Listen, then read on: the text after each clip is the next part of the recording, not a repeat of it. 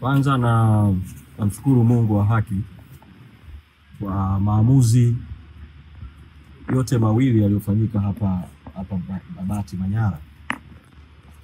Uamuzi wa tarehe 28 mwezi wa 8 uliofanywa na Jaji Kamuzora Devota, ambaye yeye alifanya maamuzi makubwa mawili katika maombi yetu ya awali ya kufungua kesi ya mapitio ya kimahakama kwa maana judicial review. Na kwanza alitukubalia kwamba tuna haki ya kufungua maombi ya mapitio ya kimahakama kwa maana judicial review, na tukapewa siku 14 kufungua hayo maombi ya kupinga uamuzi wa msajili. Kwa huo ni uamuzi wa kwanza kubwa uliofanyika tarehe 28 mwezi wa 8. La pili, akatukubalia vile vile ombi letu la zuio la muda, temporary injunction, kwa uamuzi wa msajili wa tarehe 27 mwezi wa 5 wa kutotambua uthibitishaji wa uteuzi uliofanywa na Baraza Kuu la tarehe 22 mwezi Januari mwaka 2025 wa kumthibitisha katibu mkuu, manaibu katibu wakuu bara na Zanzibar pamoja na wajumbe wa kamati kuu wa kuteuliwa. Kwa hiyo jaji akaweka zuio la muda dhidi ya utekelezaji wa huo uamuzi wa msajili, ambao vile vile uliambatana na msajili kusitisha kuleta ruzuku kwa Chadema. Kwa jaji akausimamisha huo uamuzi. Na uamuzi sasa wa leo, baada ya kuwa tumefungua kesi ya msingi, sasa tumewasilisha maombi ya mapitio ya kimahakama tarehe 10 mwezi Septemba. Leo sasa, kama ambavyo nilishaeleza kwa muhtasari kwamba ilikuwa tuanze kusikiliza, lakini upande wa serikali umekata rufaa, lakini ukatuwekea mapingamizi. Kwa uamuzi wa jaji wa leo vile vile, Jaji Nenelwa kuamua kwamba hajakubaliana na upande wa serikali wa kuondoa maombi yetu mahakamani, bali amekubaliana na hoja za upande wa mawakili wetu wa kuahirisha ile shauri mpaka hilo jambo lililoko mahakama rufaa litakapomalizika au atakafuta notice. Uamuzi nao ni uamuzi wa kumshukuru Mungu na wa kupongezwa. Na nitumie fursa hii vile vile kushukuru jopo letu la mawakili wakiongozwa na wakili Mpale Mpoki, ambaye leo tumempongeza kwa kuadhimisha siku yake ya kuzaliwa. Imekuwa kama zawadi kwake siku ya leo, ndio alikuwa kiongozi wa jopo. Lakini mshukuru vile vile wakili Tadei Lista, wakili mwenyeji. Tumshukuru vile vile wakili Samuel Welwel, ambaye vile ni mwenyeji na ni mwenyekiti wa kanda ya kaskazini. Tumshukuru vile vile wakili Nyaronyo Kicheere, ambaye yeye alianza kuanzia mwanzo shauri hili, lakini kwa sasa leo hayupo kwa sababu ya udhuru wa kufiwa. Na tushukuru jopo lote la mawakili wa chama likiongozwa na mwanasheria mkuu Rugemeleza Nshala kwa haya mapambano mpaka hatua hii tuliofikia. Ili ya uamuzi huu ni nini? La kwanza, tafsiri ya uamuzi huu ni kuwa yale maamuzi ya msajili ya tarehe 27 mwezi wa 5 ya kutomtambua katibu mkuu, manaibu wake na wajumbe wa kamati kuu na kuacha kuipa Chadema ruzuku yataendelea kutekelezwa, yataendelea kutokuwa halali, yataendelea kufanyiwa kazi mpaka rufaa itakaposikilizwa au watakapoondoa notisi yao ya rufaa na kesi ikaja kusikilizwa hapa na mpaka shauri litakapomalizika. Kwa mwito wangu kwa taasisi zote na wadau wote ambao msajili wa vyama vya siasa aliwapotosha kwa tamko lake kwa umma la tarehe 27 mwezi Mei mwaka 2025 la kutotambua katibu mkuu, manaibu wake, wajumbe wa kamati kuu na kusitisha ruzuku ya Chadema, wadau wote wapuuze tangazo hilo la msajili na wamtambue katibu mkuu, manaibu, wajumbe wa kamati kuu na mambo yaliyofanyika kwenye Baraza Kuu tarehe 22 mwezi Januari mwaka 2025.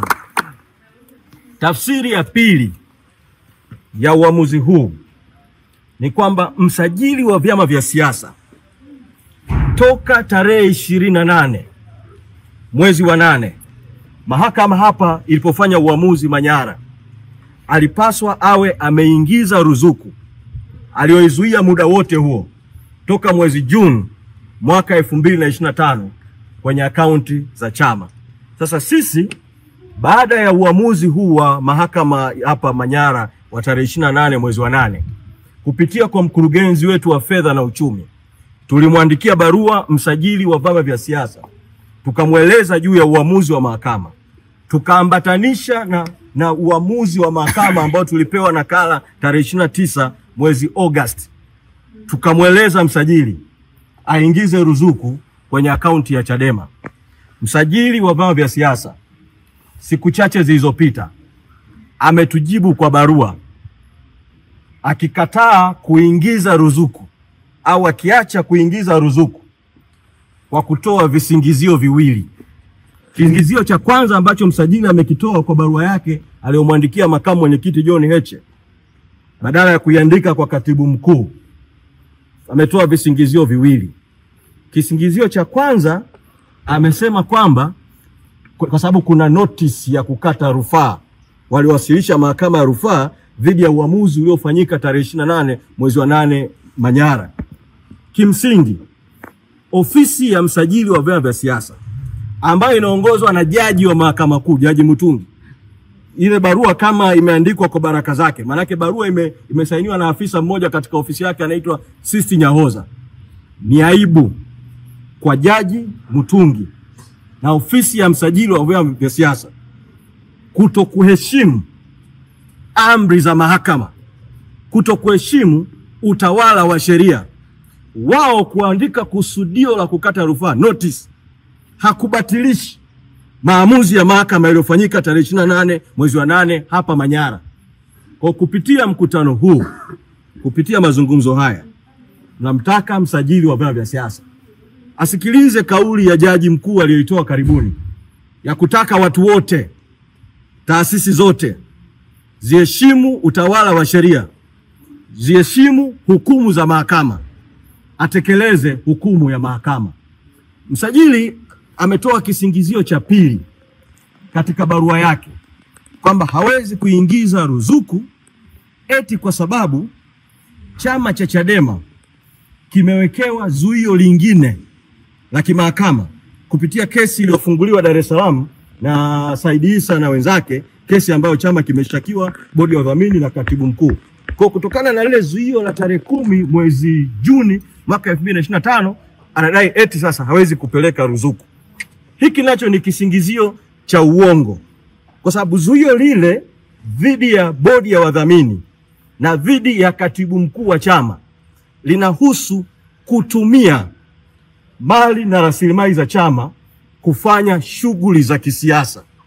Lakini mahakama hiyo hiyo Dar es Salaam katika maamuzi iliyotoa mara mbili, mara ya kwanza tarehe 18 mwezi wa 8 tulipoweka mapingamizi mbalimbali, mara ya pili mahakama kupitia kwa Jaji Mwanga imetoa uamuzi mwingine tarehe 29 mwezi wa 9, siku chache zilizopita.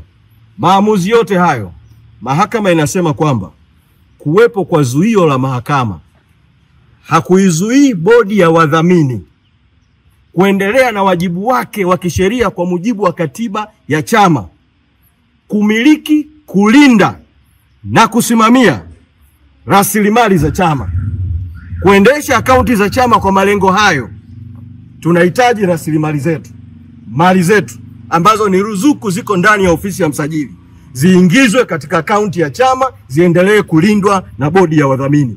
Ni katika muktadha wa uamuzi huo huo mahakama hiyo hiyo, pamoja na kuwa kuna zuio, imetoa nafasi kwa katibu mkuu kuingia ofisini kufanya majukumu yale ya nyaraka walizoomba mahakamani katika muda huo tuliopewa.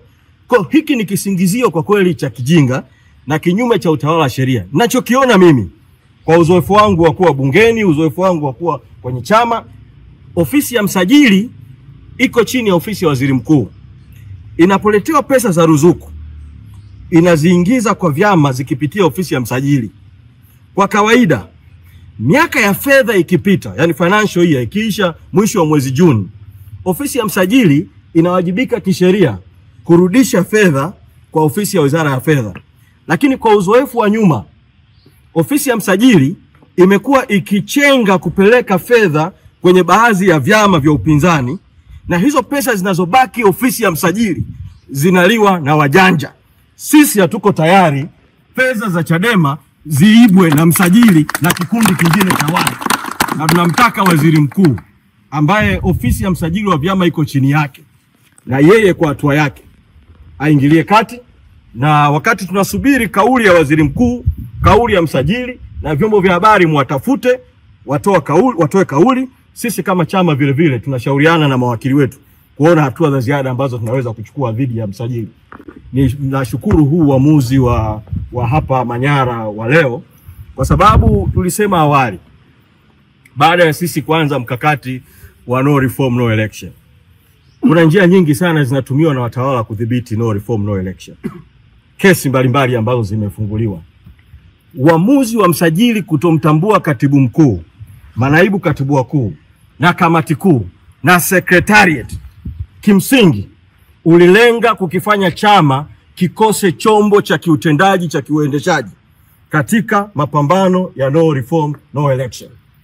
Mpaka katika hatua ya sasa, pamoja na vizingiti vyote tulivyopita, rai yangu kwa wanachadema, tuendelee na mapambano ya no reforms no election mpaka kieleweke. No reforms no election. No reforms no election. No reforms no election. Sasa nitumie fursa hii nikimalizia kuwashukuru sana wananchi wa Tanzania kwa kweli, kwa sababu kwa katiba ya nchi yetu pamoja na ubovu wake, ibara ya 8 ya katiba inasema madaraka na mamlaka ni ya wananchi. Lengo la serikali ni ustawi wa wananchi. Serikali itawajibika kwa wananchi. Hiyo ni ibara ya 8. Na ibara ya 21 inasema kwamba wananchi wana haki ya kushiriki kwenye maamuzi ya nchi yao, ama moja kwa moja au kupitia wawakilishi wao wakiwachagua kwa kura. Mimi niwapongeze wananchi wa Tanzania. Kwa sasa nikisoma kwenye mitandao, nikiangalia kwenye makundi sogozi, ninachokiona mimi ni mapambano ya wananchi katika maeneo mbalimbali, kila mmoja kwa lugha yake na kwa namna yake ambayo ni ya kwenu nyinyi ndio wenyeji. Kesi sasa hivi imeahirishwa bila kusemwa itakuja lini, lakini Mungu jalia tutarudi tena hapa. Mjiandae tukija tena hapa mahakamani, lakini msimamo ni ule ule: no reforms no election. No reforms no election. No reforms no election.